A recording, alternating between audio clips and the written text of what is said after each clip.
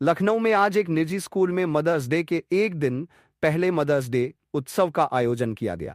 इस कार्यक्रम का शुभारंभ मुख्य अतिथियों के द्वारा दीप जलाकर किया गया, जिसमें मुख्य अतिथि के रूप में कविता अग्रवाल, विशिष्ट अतिथि रेनू अग्रवाल एवं सीमा अग्रवाल आदि गणमान्य लोग उपस्थित रहे।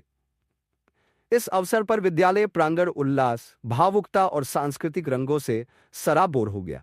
वहीं इस अवसर पर बच्चों ने अपनी माताओं के साथ रंगारंग सांस्कृतिक प्रस्तुतियां दी। भाव विभोर कर देने वाले गीत, नृत्य और नाट्य रूपांतरणों ने पूरे माहौल को संगीतमय बना दिया।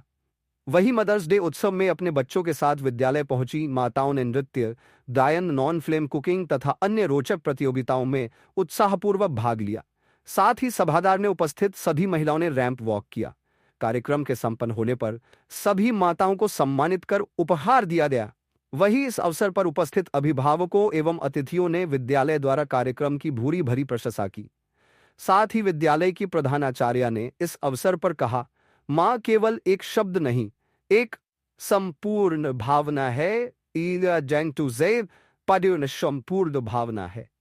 मैं आज सभी को मदर्स डे की शुभकामनाएं देती हूँ। इस हमारे बीच में हमारे स्कूल प्रशासन के अध्यक्ष बैठे आशीष जी हैं, राजीव जी हैं और नीरज जी हैं, हमारे समाज के रवीश अग्रवाल जी हैं, अनुराग जी हैं, सारे लोग आए हुए और हमारी इस प्रोग्राम की जो मुख्य अतिथि बनी है आज कविता जी और उनकी पूरी टीम, मेरी सारी बहनें, भाभियाँ और यहाँ की सारी और शालू जी, सारी टीचर्स और जितनी माताएं आई हैं बच्चों की, सभी को बहुत बहुत बधाई।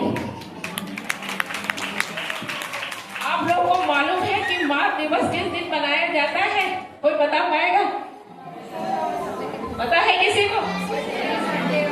नहीं, आपको तो मालूम है। मैं बच्चों से पूछ रही थी। नहीं, ये second Sunday off the month को मनाया जाता है। और यार जो बात है माँ दिवस, क्योंकि बिना माँ के, अगर माँ की परवरिश अच्छी होती है तो हमारी आगे आने वाली संतानें अच्छी निकलती हैं। तो माँ का रोल हर जगह है, चाहे वो घर हो, समाज हो, सोसाइटी में हो। इसके अलावा अगर हम लोग माता जैसे परवरिश देती है बच्चे वैसे ही निकलते हैं।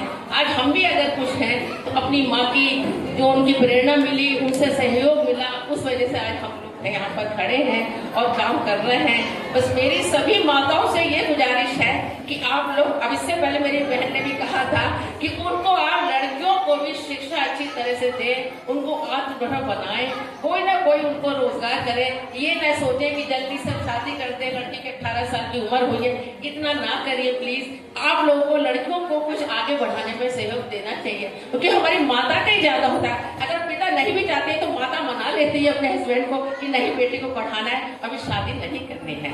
जब हमारी सारी लड़कियां भी आत्मनिर्भर बन जाएंगी, लड़कों को तो सब एजुकेशन देते हैं, फिर मेरी लड़कियों के लिए बहुत ज्यादा कि बेटियों को आगे बढ़ाइए। आज देखिए जो युद्ध चल रहा है उसमें 2 बेटी सबसे आगे चल रही है, लगातार टीवी में देख रहे हैं, उन्हीं को लीड दी गई है इस समय।